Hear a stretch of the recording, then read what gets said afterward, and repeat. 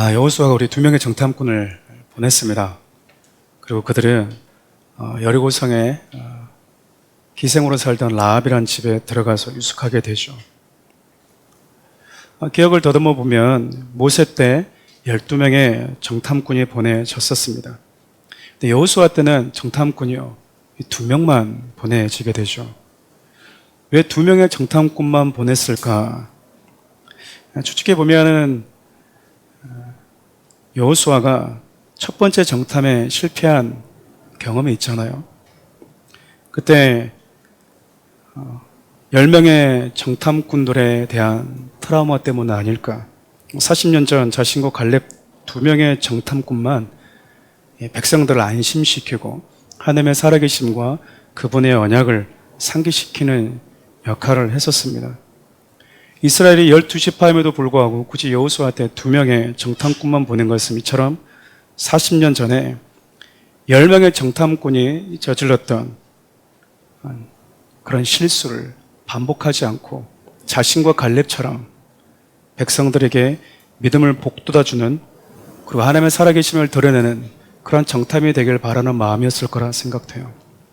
실제로 이 2 정탐꾼을 통해서 하나님은 이스라엘 민족에게 그리고 라합이라고 하는 한 여인을 위해서 특별한 만남을 계획하고 계셨습니다.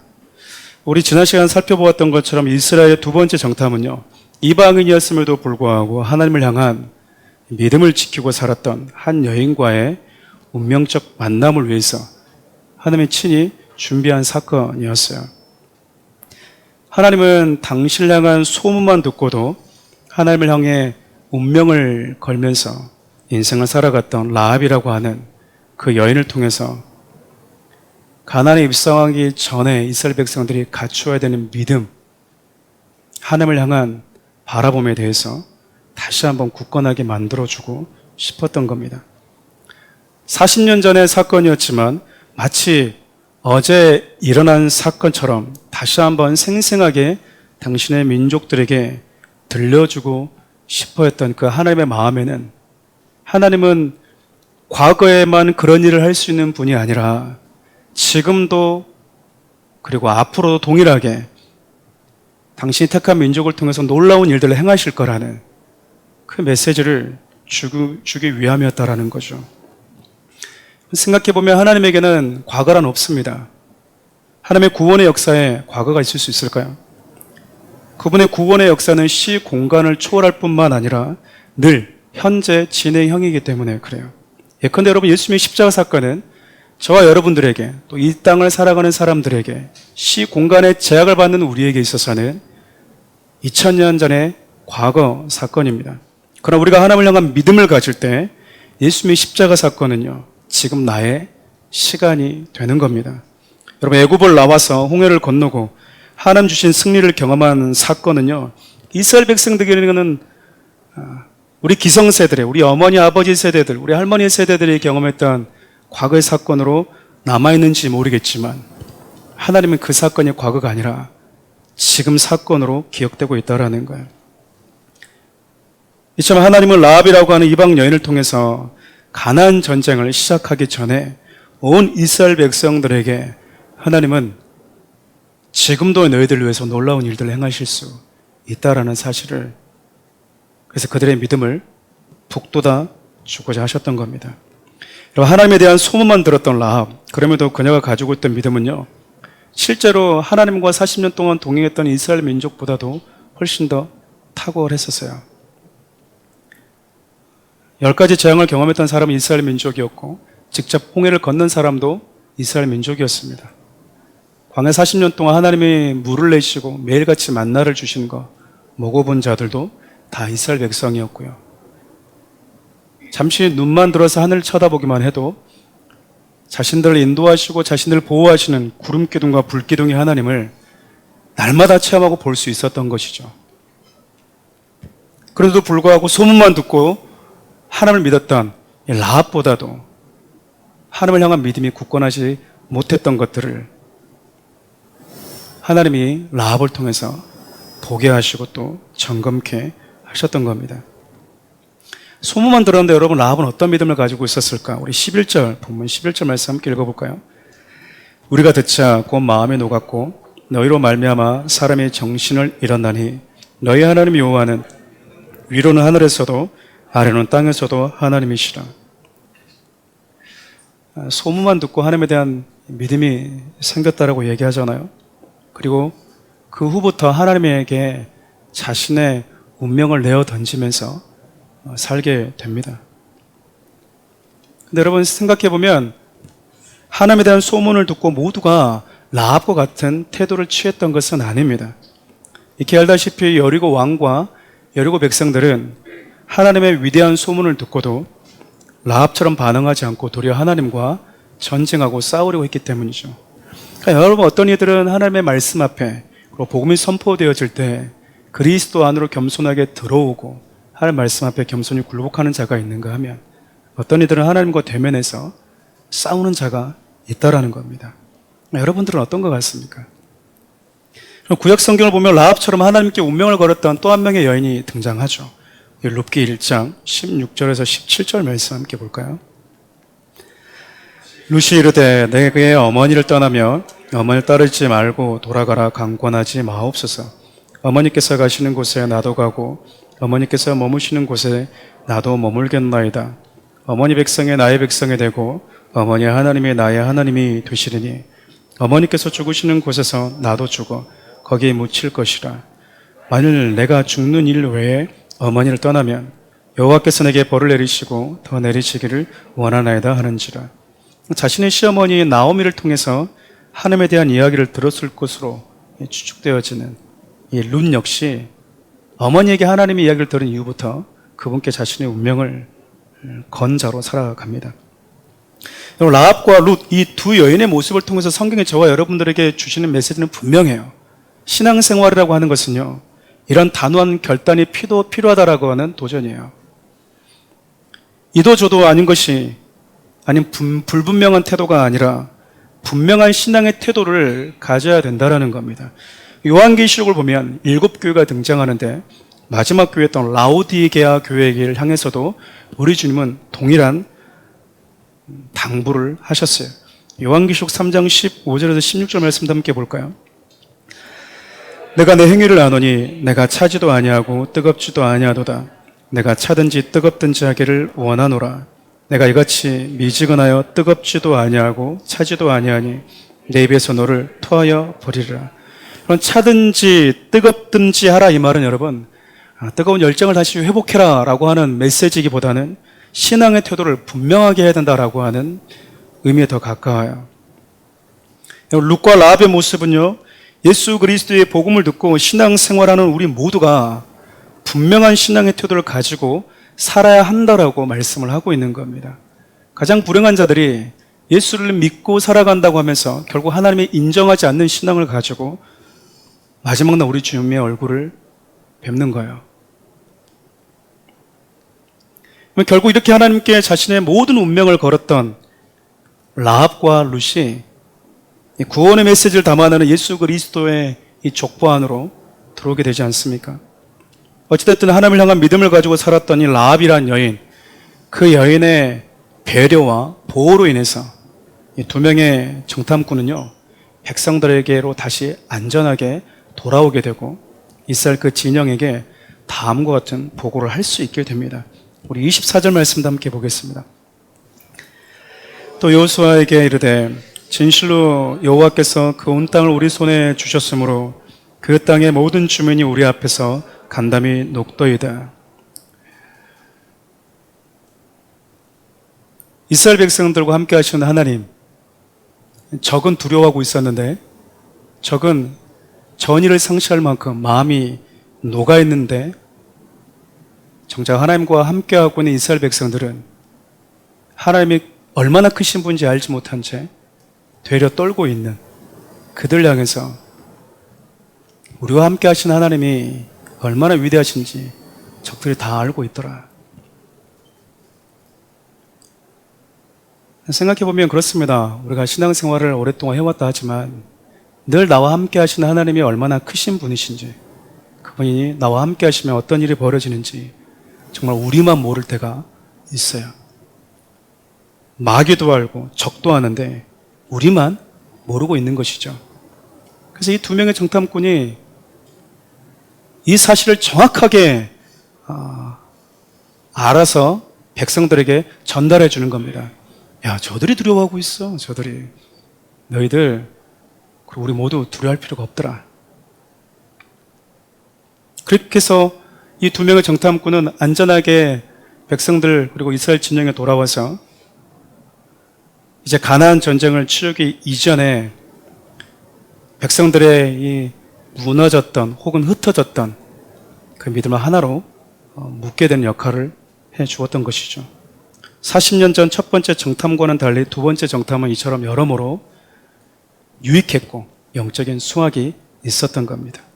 오늘 여러분 두 정탐꾼을 보호하고 안전하게 이 이스라엘 진영으로 돌아갈 수 있도록 도왔던 이 라합이 정탐꾼들에게 증표를 요구하는 장면이에요. 그녀는 생명의 증표를 정탐꾼들에게 요구하잖아요. 그러자 정탐꾼은 이 그녀에게 붉은 줄이라고 하는 증표를 건네게 됩니다. 오늘 이 두 가지 내용, 즉 증표와 이 증표를 건네는 붉은 줄이 어떤 메시지를 담고 있는지를 함께 여러분과 좀 살펴보려고 해요. 여러분, 증표를 요구하는 라합의 요구를 통해서 하나님께서 저와 여러분들에게 주고자 하는 메시지가 무엇일까? 첫 번째는 여러분, 하나님은 당신을 믿는 자들에게 증표를 주시는 분이라는 거예요. 누구에게 준다고요? 당신을 믿는 자에게. 여호수아 2장 11절에서 12절 말씀 함께 읽어보겠습니다. 우리가 듣자 곧 마음에 녹았고 너희로 말미암아 사람의 정신을 잃었나니 너희 하나님 여호와는 위로는 하늘에서도 아래로는 땅에서도 하나님이시니라.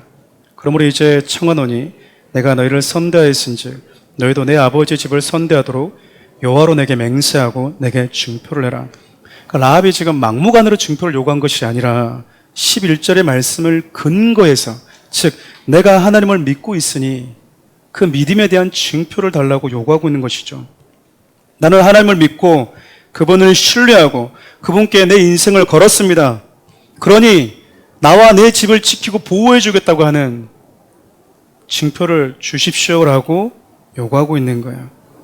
하나님을 향한 믿음, 그 믿음에 근거한 증표를 요구하고 있는 거죠. 그리고 하나님은 당신을 향한 믿음을 가지고 있는 자들에게 증표를 주십니다. 성경을 보면 하나님은 당신을 믿는 자들에게 두 가지 증표, 이 보증을 주시는데요. 첫 번째 보증이 예수 그리스도입니다. 우리 히브리서 7장 22절 말씀 함께 볼까요? 이와 같이 예수는 더 좋은 언약의 보증이 되셨느니라. 예수가 더 좋은 언약의 보증이 되셨다. 즉 다시 말하면 여러분의 행위를 근거한 율법이라고 하는 그 율법에 근거한 보증이 아니라 예수를 믿는 모든 자들에게 차별 없이 주어지는 공정하고 가장 완전한 의의 증표가 예수 그리스도라고 말씀하고 있는 겁니다. 그 공의의 하나님 앞에서 당당하게 설 수 있게 해주시는 분, 그 증표가 예수 그리스도다라고 말씀을 하시는 것이죠. 두 번째 보증은 무엇입니까? 성령님이십니다. 우리 고린도후서 1장 22절을 우리 표준 세번역으로 함께 읽어보겠어요. 하나님께서는 또한 우리를 자기의 것으로 하는 표로 인을 치시고 그 보증으로 우리 마음에 성령을 주셨느니라. 자기의 것이라는 표로 인을 쳤고 그 보증으로 성령을 주셨대요. 하나님은 당신께 운명을 건 자들을 향해서 너는 내 것이다 라고 말만 하시는 것이 아니라 그 말을 보증하는 가장 확실한 증거인 성령님을 우리에게 주시겠다고 말씀하고 있는 거예요. 여러분, 성령으로 보증한다는 말은 무슨 말이겠습니까? 우리의 실수, 우리의 실패, 우리의 넘어짐에도 불구하고 절대 우리를 포기하지 않겠다고 하는 하나님의 강력한 의지 표명인 거예요. 우리가 하나님께 속한 자이고 하나님의 것이라는 것이 우리의 어떠함에서 나오는 것이 아니라 하나님을 믿는 그 믿음에 근거한 하나님의 보증에 의한 것이라고 성경이 이야기를 하고 있는 겁니다. 여러분, 때로는 우리가 넘어지고 실수할 수 있어요. 그렇다고 해도 여러분, 우리는 변함없이 하나님 안에 있는 자들입니다. 나의 생각과 그리고 나의 어떤 느낌, 감정과 상관없이, 아니 그거보다도 더 우리 안에 계신 성령님이 저와 여러분들이 하나님의 것이라는 것을 보증해주는 하나님의 사랑이라는 거예요. 증표를 요구하고 있는 부분이 우리에게 주는 두 번째 메시지가 있습니다. 그것이 여러분, 라합은 이 전쟁을 나라와 나라 간의 전쟁으로 보는 것이 아니고요, 혹은 국방력의 전투가 아니라 하나님의 전쟁으로 여기고 있다는 거예요. 즉 누구에게 속해 있는가 소속의 싸움으로 여기고 있다는 거죠. 다시 말하면 라합이 지금 요구했던 증표는요, 그리고 그녀의 요구대로 정탐꾼이 그녀에게 준 증표는, 하나님, 저는 당신께 속한 자이고 싶습니다. 나는 당신의 보호 아래 있고 싶습니다. 나는 당신께 완전히 항복해서 하나님께 속한 당신의 백성이 되고자 합니다라는 의미가 담겨져 있는 거죠. 이를 통해서 하나님은요, 당신이 선택한 이스라엘 민족들에게 가나안의 전쟁의 그 승패는 너희가 이처럼 내 안에 있는지 여부에 달렸다고 말씀하시는 거예요. 그러니 너희들은 내 안에 거하는 데 집중하면 된다라는 거예요. 사단은 저와 여러분들로 하여금 끊임없이 하나님 안에 거하지 못하도록 방해하겠지만, 너희들이 내 안에 있다면 그 어떤 상황에도 너희들은 보호받을 수 있다 라는 메시지인 겁니다. 라합은 하나님과 그의 백성이 잠시 후 자기가 있는 곳으로 들어올 거라는 믿음을 가지고 살았어요. 하나님은 들어오신다. 하나님과 당신의 백성들이 여리고로 곧 들어오신다. 그리고 잠시 후에 내가 있는 여리고로 들어올 때 내가 보호받을 수 있는 유일한 소망은 하나님 안에 거하는 것이다. 여러분, 그것 때문에 이 믿음에 근거한 증표를 요구했다라는 거죠. 여러분, 이렇게 증표를 요구하는 이 라합에게 정탐꾼이 무엇을 건넵니까? 붉은 줄을 건네줍니다. 왜 하필 붉은 줄이었을까요? 다른 줄은 안 됩니까? 다른 줄도 될 수 있잖아요. 꼭 줄이어야 됩니까? 진주도 될 수 있고, 이니셜이 박힌 소중한 그 보석의 그 어떤 것도 될 수 있지 않겠어요? 왜 하필이면 줄이었을까? 가장 먼저 여러분, 정탐꾼과 라합의 이야기 속에서 이 줄은요, 서로가 서로의 생명을 지켜주는 생명의 매개체로 등장을 합니다. 라합은 창문으로 줄을 매달아서 정탐꾼의 생명을 지켜주죠. 정탐꾼 역시 똑같이 라합과 그의 가정을 보호하기 위해서 자신들이 보호받았던 그 줄을 증표로 건네고 있는 겁니다. 또한 여러분, 이 붉은 줄은 예수 그리스도의 죽음을 상징하기도 해요.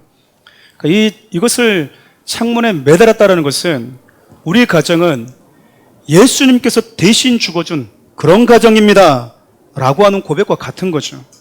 라합이 증표로 받은 붉은 줄은 이스라엘 백성들로 하여금 자신들이 애굽에서 나올 때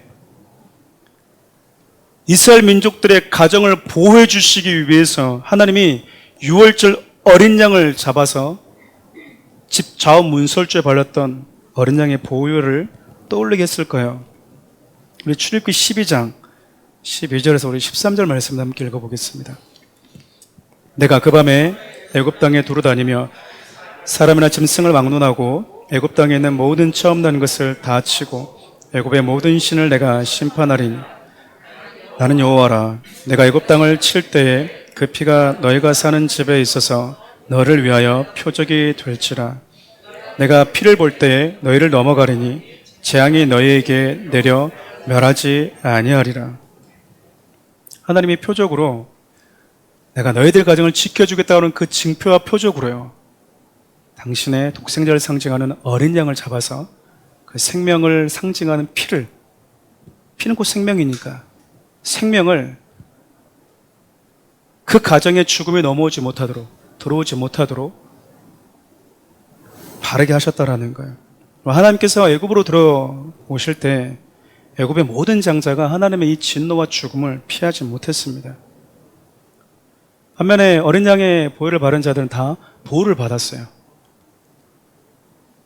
그러니까 하나님은 유월절 사건을 통해서 이 땅에 살아가는 모든 나라와 모든 민족들에게 하나님은 마지막 날 이 땅에 반드시 들어온다라고 하는 이 사실과 하나님이 들어오시는 그날에 하나님의 진노를 피할 수 있는 유일한 길은 예수의 생명 안에 거하는 것 뿐이다라고 하는 메시지를요, 이미 애굽과 이스라엘 민족에 가장 먼저 선언하신 거예요. 그분이 들어오시는 날에 하나님의 그 진노 앞에, 그 공의 앞에 설 수 있는 인간은 단 한 사람도 없다. 오직 우리가 그리스도 안에 있을 때만 보호를 받을 수 있다라고 하는 그 메시지는 이미 선언되어진 겁니다. 이 사실을 잘 알고 있던 정탐꾼은요, 생명의 증표를 요구하는 라합에게 동일한 메시지가 담긴 것을 증표로 건넸던 거예요. 하나님은 애굽에 들어오셨을 때처럼 여리고로 들어가실 겁니다. 그리고 그날 하나님은 여리고 이 붉은 줄이 있는 가정을 보호하실 겁니다. 하나님은 실질적으로 여리고의 전쟁 이후에 이 일을 하셨어요. 우리 여호수아 6장 22절에서 23절 말씀도 함께 보겠습니다. 여호수아가 그 땅을 정탐한 두 사람에게 이르되 그 기생의 집에 들어가서 너희가 그 여인에게 맹세한 대로 그와 그에게 속한 모든 것을 이끌어내라 하며 정탐한 젊은이들이 들어가서 라합과 그의 부모와 그의 형제와 그에게 속한 모든 것을 이끌어내고 또 그의 친족도 다 이끌어내어 그들을 이스라엘 진영 밖에 두고, 여러분 예고하신 대로 하나님은 당신의 백성들과 함께 여리고로 들어가셨어요. 그리고 여리고는 하나님의 심판을 피하지 못했습니다. 하지만 여러분, 그때 당신을 향한 믿음을 지키고 붉은 줄을 창문에 매달았던 라합과 그의 가정은요, 보호를 받았어요.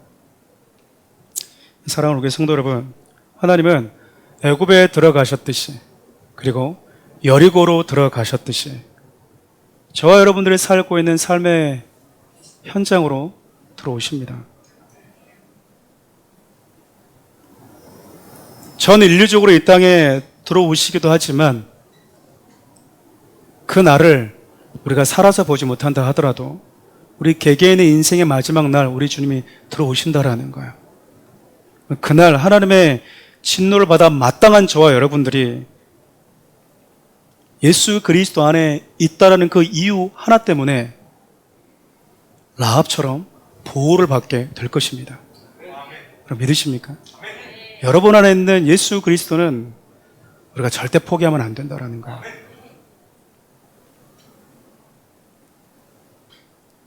그분이 여러분의 생명이 되십니다. 그분이 여러분의 삶을 인도하시는 분이세요. 정탐꾼이 라합에게 이 붉은 줄을 창문에 매달아야 된다라고 말씀하면서 몇 가지 당부를 합니다. 그 첫 번째 당부가 여러분 18절에서 19절 상관절인데요. 함께 우리 읽어보도록 하겠습니다. 우리가 이 땅에 들어올 때 우리를 달아내리는 창문에 이 붉은 줄을 매고 내 부모와 형제와 내 아버지의 가족을 다 내 집에 모으라. 누구든지 내 집 문을 나가서 거리로 가면 그의 피가 그의 머리로 돌아갈 것이요 우리는 허물이 없으리라. 가장 첫 번째 당부했던 게 무엇이냐면요, 이 붉은 줄을 창문에 매달아라. 그리고 이 창문, 즉 붉은 줄이 매달려 있는 이 창문이 있는 이 집, 그곳에 너뿐 아니라 너와 너의 부모들, 너의 형제들, 그리고 아버지의 가족, 친지들까지 다 내 집 안으로 불러 모아라. 붉은 줄이 있는 집 안으로 다 불러 모아라는 거예요. 너 혼자 구원을 경험하지 말고 너에게 속한 모든 자들을 이 붉은 줄이 있는 집 안으로 불러 모으라는 겁니다. 여러분, 이것은요, 예수 그리스도만이 나의 생명입니다 라는 사실을 분명하게 깨달은, 먼저 예수를 믿는 저와 여러분들에게 주어지는 거룩한 책무예요. 만일 저와 여러분들이 예수만이 구원이고 예수만이 우리의 유일한 생명이라는 사실을 믿는다면 붉은 줄이 있는 그리스도 안으로 나뿐 아니라 나와 나의 가족들 역시 그 생명 안으로 여러분들이 초대하는 자로 살아야 된다는 겁니다. 그렇게 우리가 서로를 권면하고 그들을 위해서 함께 기도하고 그들로 하여금 예수를 믿지 못하도록 방해하고 세상의 수많은 유혹의 줄로 묶고 있는 쇠사슬을 그리스도의 보혈을 의지하고 함께 중보하면서 끊어내고 그리스도 안으로 들어올 수 있도록 하는 것이 먼저 예수를 믿고 그분만이 우리의 유일한 소망으로 믿는 자들이 해야 될 일을 하는 거예요. 또 다른 당부가 있죠. 절대 집 바깥으로 뭐하지 마라. 나가지 마라. 코로나 때문에 격리되신 분, 경험하시는 분들이 계실 텐데 이 격리가 어떤 분들은 참 괴롭고 어떤 분들에게는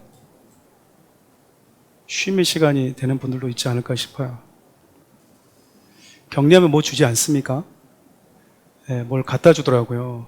이렇게 쌀도 주고 계란, 김도 주고 라면 주고 하더라고요.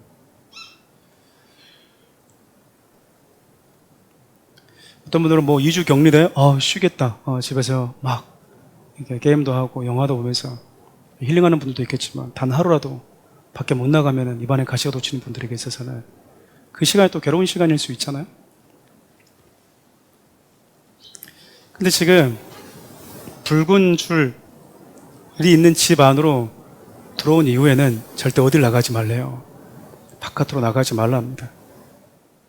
여러분 이것은 예수 안으로 한번 들어왔으면 흔들리지 말고 나가지 말고 지속적으로 그분 안에 거하는 자로 살아라 그 말이거든요.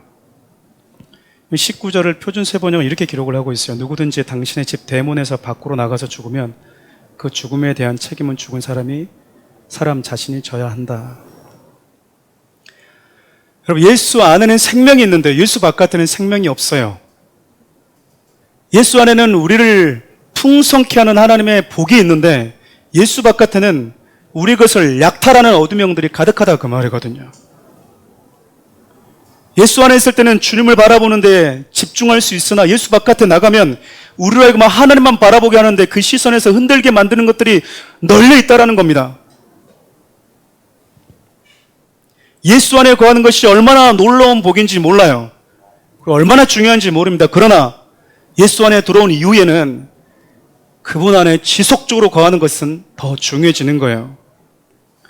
예수 바깥에 있는 자들이 예수 안으로 들어오게 만드는데 1차적으로 우리가 집중해야 된다면 예수 안에 들어오는 자들에게 있어서는 그분 안에 머무는 삶에 또 다른 싸움이 기다리고 있다는 거죠. 하나님이 가나안에 들어가서 전쟁하기 전에 참 많은 것들을 말씀하고 계시죠. 뭘 이렇게 하신 말씀이 많은지 모르겠어요. 전능하신 하나님이 그냥 나만 믿고 따라와. 내가 다 그냥 일사천리 시온의 대로 내가 만사형통하게 해줄게라고 그냥 데리고 들어오면 되는데 사전 준비가 너무 길어요.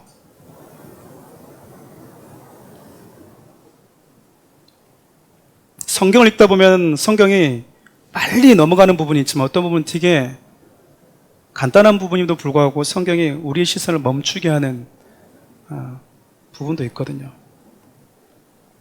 그것을 통해서 하나님이 저와 여러분들에게 강조하고 싶기 때문에 그러거든요. 1장부터 2장까지 하나님이 얼마나 지금 반복하고 있습니까? 내 안에 거해야 된다. 너와 함께하는 하나님 믿어라. 신뢰해라. 하나님 말해도 모르니까 정탐꾼을 통해서 봐라. 적들이 이렇게 두려워 떨고 있지 않니? 들려주고 예수 안에 있는 자만이 보호를 받는다 라고 하는 메시지를 징표를 던지면서 너희들은 하나님 안에 있다. 다시 한번 안심시켜주는 그 하나님의 마음 여러분 느껴지십니까? 사랑하는 우리 성도 여러분, 두 명의 정탐꾼이요 이스라엘이 곧 여리고로 들어올 때에 꼭 나를 선대하다오 라고 말했던 라합에게 붉은 줄을 건네면서 마지막 한 가지를 더 당부합니다. 오늘 이 부분을 읽고 말씀을 마치려고 합니다. 그리고 본문 20절부터 21절 말씀 함께 읽어보죠.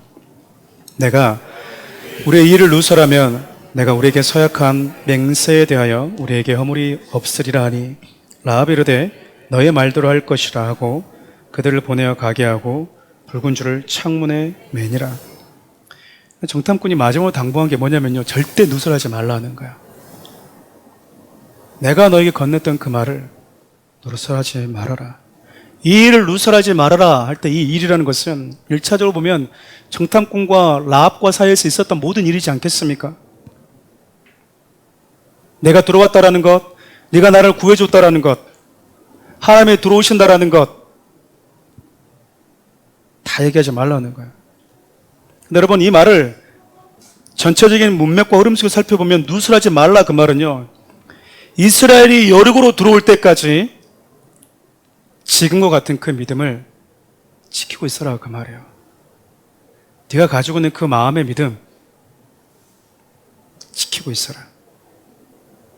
그리고 나는 하나님께 속한 자입니다 라는 이 사실을 새로운 믿음의 공동체들이 볼 수 있도록 붉은 줄을 지속적으로 매달고 하나님을 기다리고 있어라는 거죠. 여러분, 처음에는 라합이 하나님에 대한 소문을 근거로 믿음을 갖게 되었죠. 근데 여러분, 이제는요, 예수 그리스도의 심장을 가지고 피 묻은 그리스도의 복음을 붙들고 예수님께서 내 삶에 들어올 때까지 그 믿음을 빼앗기지 않고 지키는 믿음을 가져야 되는 것입니다. 사랑하는 성도 여러분, 우리 모두는 주님 오실 때까지 각자의 삶의 현장에서요, 크고 작은 치열한 영적 싸움을 하게 될 거예요. 이 치열한 싸움에서 저와 여러분이 승리할 수 있는 유일한 비결은요, 신앙의 연륜도 아니고요, 소위 교회에서 얘기하는 직분도 아닙니다. 우리가 하나님만 바라보면서 그분의 말씀 안에 거하는가, 예수 그리스도를 향한 그 믿음 안에 거하는가, 나아가서 주님이 내가 있는 곳으로 들어오실 때까지 나를 구원하신 예수 그리스도 말씀 안에 거하는 것 뿐이에요. 예수님 곧 오십니다.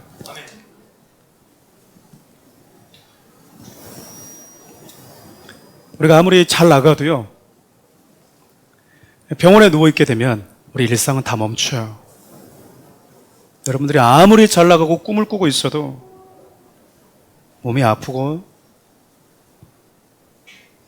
생명을 오가는 불치병에 걸리게 되면요, 그 불치병은 우리 일상을 멈추는 힘이 있거든요.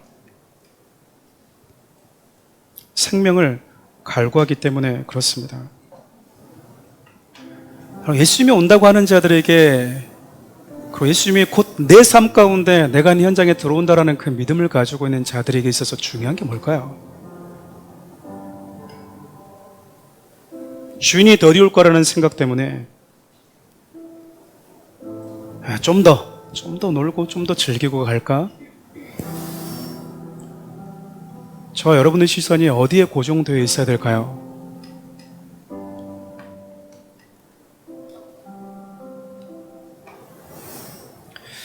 예수님이 오시기 전까지 하나님은요, 이 두 명의 정탐꾼처럼 당신을 사랑하고 구원을 경험한 수많은 당신의 종들을 세계 곳곳에 보내셔서 이 붉은 줄을 매달도록 하십니다.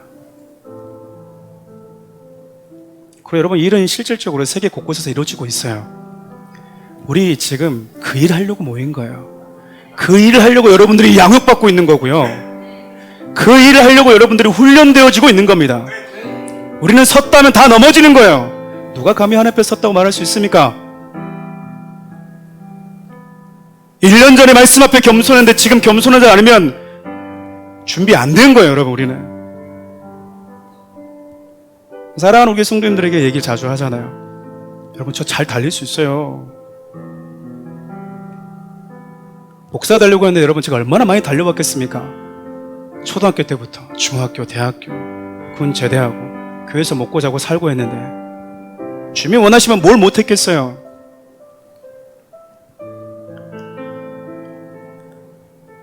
너무 많은 성도들이 하나님의 일을 하겠다고 덤벼들면서 중간에 넘어지는 분들 너무 많이 만나왔기 때문에 여러분, 제가 달리기 전에 달리지 마십시오. 조금만 더 준비되어십시오. 훈련 받으십시오 라고 얘기했던 거예요. 왜냐하면 여러분들을 만나서 붉은 줄을 달아야 될 영혼들이 있거든요. 붉은 줄을 매달아야 될 영혼들이 여러분을 기다리고 있기 때문에 그래요. 그 줄이 하나씩 매달릴 때 많은 사람들은 저 창문에 왜 붉은 줄이 있지? 아무도 몰랐을 겁니다. 그런데 우리는 아는 것이죠. 저 사람 하나님께 운명을 건 사람이구나. 저 사람도 하나님께 운명을 걸고 살아간 자이구나. 저 사람도 하나님께 속한 자이구나. 우리 이 자리에 모여 있으면 출생이 다르고 연령대가 달라도요, 그 믿음 가지고 있다는 거 하나만 가지고도 우리가 위로가 되고 기쁨이 되는 거 아니겠습니까? 그리고 하나님이 이 땅에 들어오시기 전에 시간 많이 있다, 이제 붉은 줄 달고 네 하고 싶은 취미생활 해라 라는 게 아니고요, 그곳에 네 사랑하는 자들을, 아직까지 예수를 인격적으로 만나지 못한 자들, 하나님을 알지 못한 너의 가족들을 그곳으로 초대하라고 이야기하고 있는 거예요. 여러분, 이것이 그 어떤 꿈과 비전 사역보다도 더 중요한 저와 여러분들의 삶에 있어서 해내야 될 예배라는 겁니다. 전 사랑하는 우리의 모든 성도들이 평생 한결같이 예수 그리스도라고 하는 그 생명의 말씀에 거했으면 좋겠어요. 예수 바깥에 있는 자들을 붉은 줄이 있는 그 집 안, 예수 그리스도 안으로 초대하는 자로 살 수 있었으면 좋겠습니다. 여러분들을 기다리고 있는 하나님이 여러분에게 지어준 그 붉은 줄의 그 징표를 만나는 자들에게 그 창문에 하나씩 매달아주는 아름다운 믿음의 삶의 여정을 저와 사랑하는 우리 성도들이 함께 살아갈 수 있었으면 좋겠습니다. 우리 함께 그 고백 담아서 이 찬양을 좀 주님께 올려드리도록 합시다. 주님 다시 오실 때까지, 주님 다시 오실 때까지 나는 이 길 가리라. 좁은 길 나의 십자가 지고 나의 가는 이 길 끝에서 나는 주님을 보리라. 영광의 내 주님 나를 맞아주시려면 주님 다시 오실 때까지 나는 일어나 달려가리라. 주의 영광 온 땅 덮을 때 나는 일어나 노래하리. 내 사모하는 주님 온 세상 구주시라. 내 사모하는 주님 영광의 왕이 주님 다시 오실 때까지 나는 일어나 달려가리라. 주님 다시 오실 때까지 우리 가슴에 손을 얹고 찬양합시다. 나는 일어나 달려가리라. 주의 영광 온 땅 덮을 때 나는 일어나 노래하리.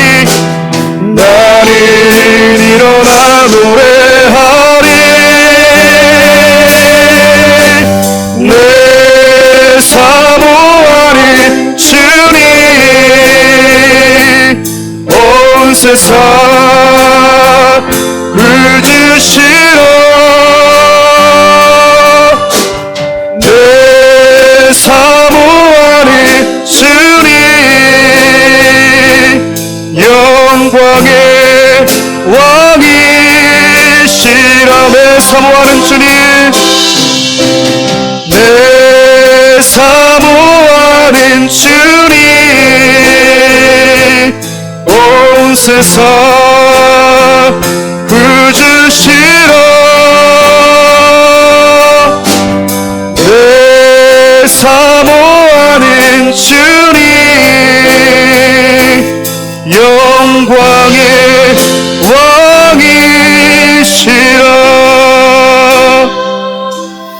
한번 기도합시다.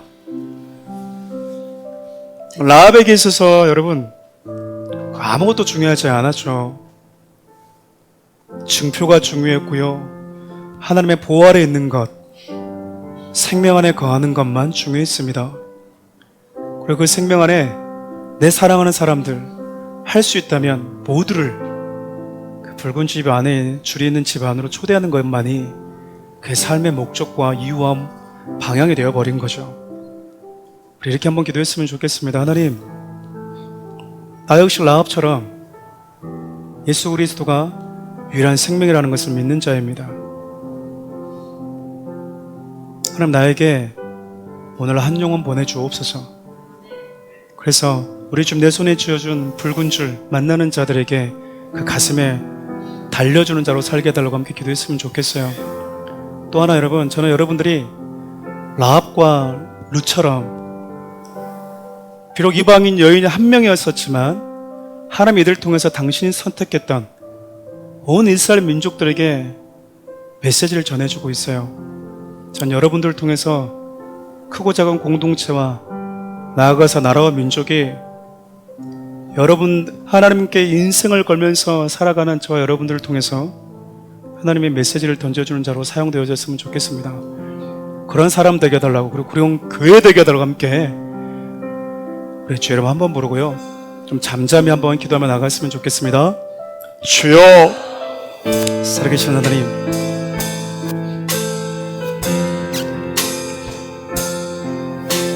하나님께 운명을 건 자들로 살게 하여 주십시오.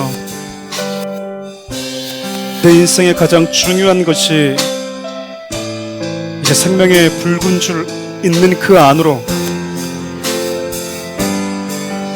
나의 사랑하는 가족들, 또 나에게 붙여주시는 영혼들을 그 안에 초대하는 자로 살게 하여 주십시오.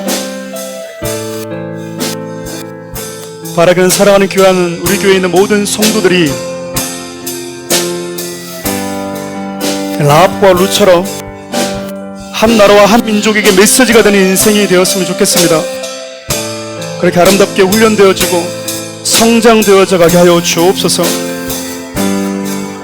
날마다 우리 주 얼굴 바라보면서 믿음의 발걸음을 내딛으며 가게 도와주십시오. 사랑하는 귀한 성도들과 사랑하는 우리 교회가 그런 교회 될 수 있도록 하나님 축복해 주시고, 우리 주님의 얼굴을 구하며 나아갈 수 있도록 하나님 도와주옵소서. 살계신 하나님 바라봅니다. 살계신 하나님을 신뢰합니다. 사랑하는 귀한 성도들의 마음 가운데 요동하지 않는 믿음 주시고, 흔들리지 않는 믿음 주시고, 늘 그리스도 안에 거하는 그 즐거움, 그리스도 바깥에 있는 세상의 즐거움이 아니라 예수 안에 누려지는 즐거움과 풍성함으로 만족하는 자들 되게 하여 주십시오. 지금도 하나님은 세계 곳곳에서 우리 주님 우리에게 건네주신 붉은 줄을 매달며 생명하는 자들이 있습니다. 하나님 그들을 축복해 주시고, 하나님 그들의 믿음의 수고를 기억하여 주옵소서.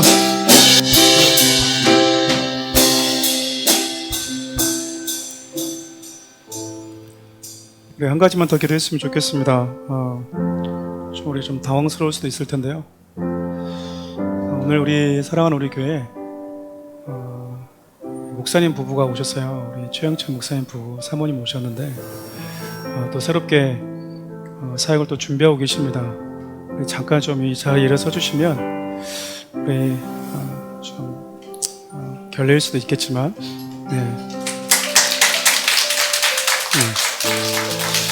우리 좀 다리가 아프지 않으시면 서 계시면 우리가 좀 축복했으면 좋겠습니다. 이제 새롭게 그리스도의 붉은 줄을 또 누군가에게 매달기 위해서 기도하면 준비하고 있어요. 여러분들이 이 사모님과 우리 최영철 목사님 좀 축복하는 마음으로 좀 두 손을 이렇게 딱 뻗어서 작지만 한 2분 정도 이렇게 이분을 좀 축복하면서 하나님 함께 해주십시오. 앞길 가운데 하나님의 인도해 주십시오.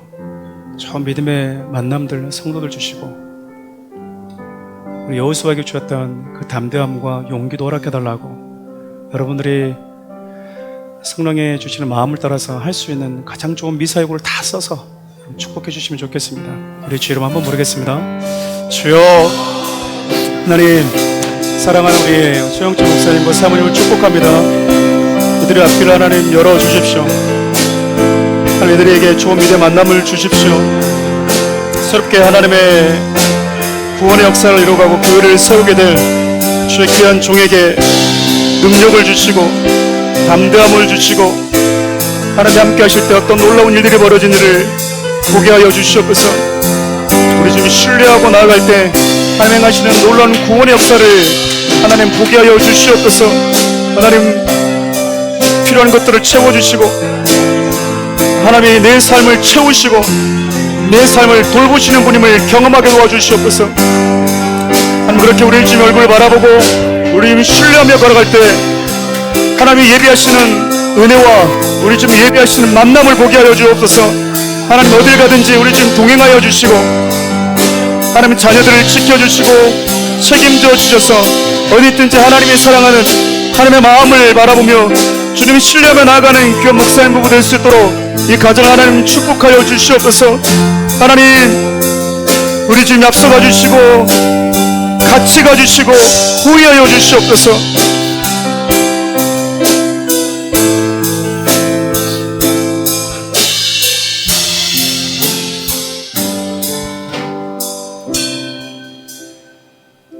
살아계신 하나님,